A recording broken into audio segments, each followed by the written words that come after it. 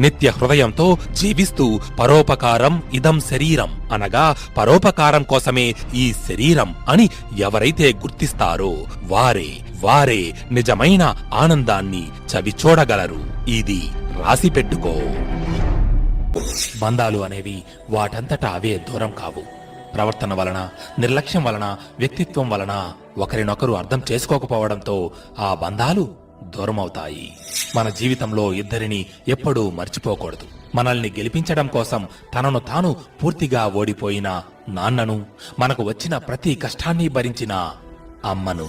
ఎంతవరకు అన్నీ సహించి భరించి ఊరికే ఉంటామో అప్పటి వరకు మనం మంచివారిగానే కనబడతాం. ఒకవేళ సహించలేక ఏదైనా అన్నామే అనుకో, అందరికన్నా మనమే చెడ్డవారిగా కనబడతాం. ఇదే కదా ఈ లోకం తీరు. మన జీవితంలో మనం తెలిసి చేసే పెద్ద తప్పు ఏంటో తెలుసా? మనమంటే లెక్కలేని వారిని మనం లెక్కలేనంతగా ఇష్టపడటం.